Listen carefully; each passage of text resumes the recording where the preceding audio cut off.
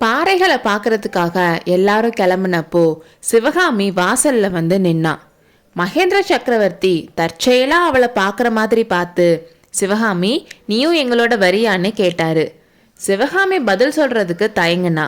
அப்போ ஆயனர், வா சிவகாமி போயிட்டு வரலாம், இங்க தனியா இருந்து என்ன செய்ய போறேன்னு சொன்னாரு. அதனால சிவகாமியும் கிளம்புனா. அவ கூட ரதியும் சுகரும் கிளம்புனாங்க. சிவகாமி அவங்க கூட போறதுக்கு யோசிச்சதுக்கு ஒரு காரணம் இருந்துச்சு. பெட்டிக்குள்ள சிங்க லட்சணையை வச்சுட்டு சிவகாமி நிமிந்தப்போ தூணுக்கு பின்னாடி காவி ட்ரெஸ் தெரிஞ்சதை பார்த்தா. நாகநந்தி தான் நிக்கிறாருன்னு தெரிஞ்சுக்கிட்டா. அன்னைக்கு காலையில மடத்துக்கு வந்து அவங்க கூட பேசிட்டு இருந்த புத்த பிக்ஷு வாசல்ல பேச்சு குரல் கேட்டதும் பின்புறமா போயிடுறேன்னு சொல்லிட்டு போனாரு. போனவரு எப்படி திரும்பி வந்தாரு, ஏன் மறைஞ்சு நிக்கிறாருன்னு சிவகாமிக்கு வியப்பா இருந்துச்சு. நேத்து வரைக்கும் இந்த மாதிரி நடந்திருந்தா கண்டிப்பா அவ கத்தி கூச்சல் போட்டிருப்பா. ஆனா காலையில அவர் பேசிட்டு இருந்ததுல இருந்து அவளோட மனசு அவர் விஷயத்துல அடியோட மாறி இருந்துச்சு. முன்னாடி இருந்த சந்தேகம் வெறுப்பு எல்லாம் மாறி நல்ல எண்ணம் வந்திருந்துச்சு. இந்த மாற்றத்துக்கு காரணம் என்னன்னா, மாமல்லரை பத்தி பிக்ஷுவோட அபிப்பிராயம் சுத்தமா மாறிருச்சுன்னு அவர் சொன்னதுதான். முட்டாள் ஜனங்க சொன்னதை கேட்டு மாமல்லரை பயங்கொள்ளினும் கோழைனும் சொன்னேன். அப்படி சொன்ன நாக்க அறுத்துக்கலாம்னு இப்போ தோணுது. போர்க்களத்துல நானே நேர்ல பார்த்தேன். வீரத்துக்கு அர்ஜுனன்றது மாதிரி இனிமேல் வீரத்துக்கு மாமல்லன்னு சொல்லணும். 1000 பேருக்கு நடுவுல தனியா நின்று வாழை சுத்தி எப்படி போர் செஞ்சான் தெரியுமா? வீரன்னா அது மாமல்லன் தான். அது மட்டும் இல்லாம அவரை ஸ்ரீலோலன்னு சொன்னதும் பெரிய தப்புன்னும், எந்த பெண்ணையும் கண்ணெடுத்து கூட பார்க்க மாட்டாருன்னு, அந்த மாதிரி ஒருத்தரை புருஷனா அடைகிறதுக்கு எந்த ராஜகுமாரிக்கு கொடுத்து வச்சிருக்கோன்னு அவர் சொன்னப்போ சிவகாமி அவர் சொன்னதை கேட்டு பெருமையா ஃபீல் பண்ணா. அதனால பிக்ஷு மேல இருந்த வெறுப்பும் மாறி இருந்துச்சு. அசோகபுரத்துல திடீர்னு அவர் எங்க போனார்னு ஆயனர் கேட்டதுக்கு, அந்த வயிற்றுச்சலை ஏன் கேக்குறீங்க? கங்க நாட்டு துர்விநீதனை எனக்கு நல்லா தெரியும். குண்டோதரன் அன்னைக்கு ஒரு ஓலை கொண்டு வந்து கொடுத்தான்ல, அதுல துர்விநீதன் காஞ்சி மேல படையெடுத்து வரான்னு இருந்துச்சு.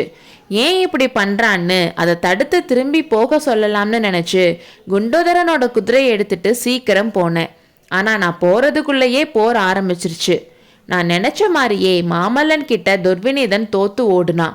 எங்க ஓடுனானோ என்ன ஆனானோ தெரியலன்னு சொன்னாரு.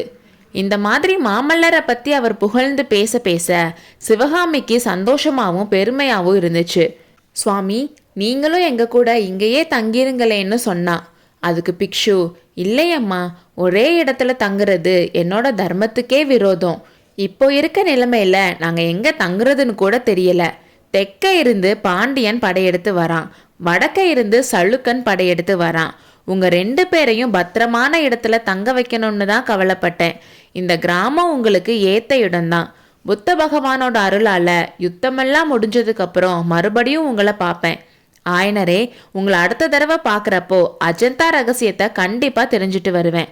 சிவகாமி, இங்கேயே தங்கி உன்னோட தெய்வீக நடனத்தை பார்த்துட்டே இருக்கணும்னு ஆசைதான். ஆனா அதுக்கெல்லாம் கொடுத்து வச்சிருக்கணுமான்னு சொன்னப்போ சிவகாமியோட மனசு முழுசா உருகிருச்சு. அப்போதான் வாசல்ல குண்டோதரன் கதவு இடிக்கிற சத்தம் கேட்டுச்சு.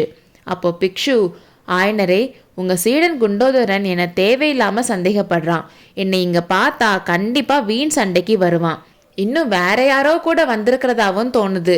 நான் இப்படியே பின்பக்கமா கிளம்புறேன்னு சொல்லிட்டு கிளம்பிட்டாரு. போறப்போ, சிவகாமி, மறுபடியும் உங்களை பார்க்குறேனோ என்னமோ, ஆனா நான் எங்க போனாலும் என்ன செஞ்சாலும் உன்னை மறக்க முடியாது. உன்னை மறந்தாலும் உன்னோட நடனத்தை மறக்க முடியாதுன்னு ஒரு மாதிரி அன்பா சொல்லிட்டு போனாரு. அப்படி போனவர் திடீர்னு தூணுக்கு பின்னாடி பார்த்ததும் சிவகாமிக்கு கொஞ்சம் வியப்பாதான் இருந்துச்சு. இருந்தாலும் ஒருவேளை நம்ம கிட்ட ஏதாச்சும் சொல்றதுக்காக வெயிட் பண்றாரோ என்னமோ. சக்கரவர்த்தி போனதுக்கு அப்புறம் கேட்டுக்கலாம்னு நினைச்சு வெளியே வந்துட்டா. ஆனா பிக்ஷு போகாம அங்க இருந்தது உண்மையிலேயே சிவகாமிக்கு கொஞ்சம் சந்தோஷத்தை தான் கொடுத்துச்சுன்னு சொல்லணும். இப்போ சக்கரவர்த்தி நீயும் எங்களோட வரியான்னு கேட்டதும் தூணுக்கு பின்னாடி இருந்த புத்த பிக்ஷுவை நினைச்சு ஒரு செகண்ட் தயங்கினா. ஆயனரும் கூப்பிட்டனால நோ சொல்ல முடியாம கிளம்பிட்டா. நாகநந்தி பிக்ஷு திரும்பி வர வரைக்கும் ஒருவேளை அங்கேயே இருக்கலாம் என்ற எண்ணமும் அவள் மனதில் இருந்தது. அடுத்த அத்தியாயத்தில் சந்திப்போம்.